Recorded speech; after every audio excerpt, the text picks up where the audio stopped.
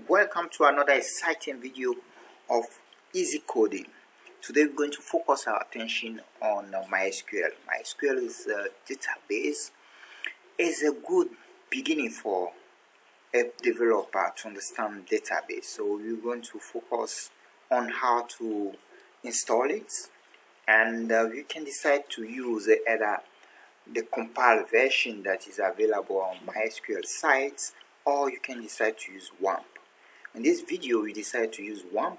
WAMP is a Windows development environment for Apache, MySQL and PHP combined. So this is a good development platform for a PHP developer who would like to experience MySQL as a backend.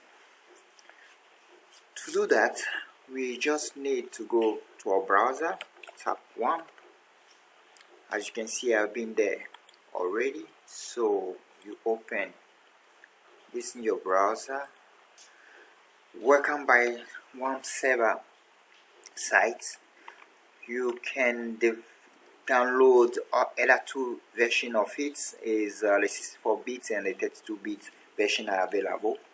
I'll go straight ahead and download the 64-bit. You will be welcomed by this information sheet. You can decide to fill the information or just go straight ahead and download it.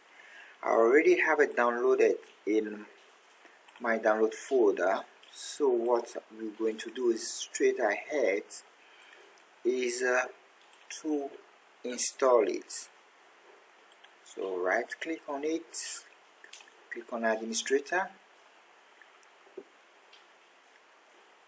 Depending on the speed of your CPU, you may get this window popping up within seconds. Select the language you want to install with. You have two versions, only English and French. Go for English. Accept the license agreements. Next. This is a very important part of the installation. You have a lot of dependencies for this installation, and they are mainly Visual Studio redistribution package that need to be installed first. If you have not done that, you need to stop this video and go back to install it. And to do that, I will share some knowledge with you on that. You need to download all these packages and install them. And the easiest way I will make available these prerequisites, and the easiest way to do that is to go to your browser, your Google browser, and tap exactly this. Have the right patch here, Microsoft Visual C++ 2008 Service Pack 1 distribution packages here. So then you can download this and install it before you can continue the installation. Right now, once you have this installed, you can go ahead with the installation. So next, this is also a very important part of the installation. You have to understand exactly where the folder is installed. This is going to be useful to locate where MySQL is located on your drive. So we leave where it is installed now. Next, and select MySQL. First version is okay. Next, this is okay. Now review, you are quite good, and install. Welcome back to WAMP installation. You'll be welcome with this window during the installation. You just need to select yes, because this is the default browser. It's looking for the default browser. Yes, this is okay. Internet Explorer. Open a notepad. Yes, so this is again the default editor. Is looking for the default editor. Yes, and you should have your WAMP ready in a minute.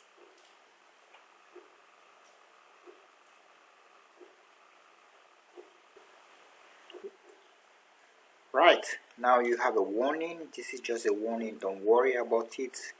Next, to complete the installation, and that's it. Then your installation is done now. Now how do I know I have WAMP running now? So go to start you see the icon, the new icon of WAMP is here. So we click on WAMP, and now watch out down here, you see a red icon from WAMP changing due to the number of services you have. Green, voila. Then you have your WAMP server installed.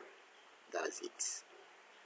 Now the next part of the installation is to see how can we log in onto MySQL. To do that, we need to access our command prompt.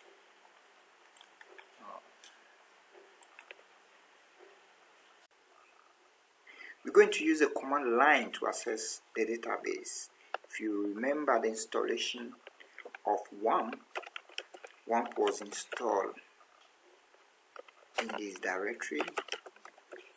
We go into the bin directory to look for MySQL. MySQL was installed here, and you can display to see where you are exactly. Here, another bin directory. Now, your first command to access the database, we're going to use the native client that comes with the MySQL database installation. So that client is called MySQL. Also, it's a client tool that helps you to access the database. So having you mean the user, and I specify the default user routes that come with the installation. For more commands, you can use the help to see all the commands available. So U for the user, root is the user, and enter. This you are inside my SQL database. So first or second command to learn is to see the databases that are available. That come by default before the installation. So these are the default database that come with the installation. Now, what we're going to learn, most developers after logging into MySQL or installing MySQL to leave the password of root blank. This is very risky. We're going to learn how to put a password on that. So to do that, I'm going to alter user. There's already a user table that comes by default with the installation, and root is the user root at localhost, meaning it has been installed on your local PC. Then defined by now your password. Let's have a easy password. So each command ends with a semicolon. So this command is to give a password to root, the root user. Just enter. It's done. If I exit and try to log in again the way I did first, access denied. Then I need to supply a password to this.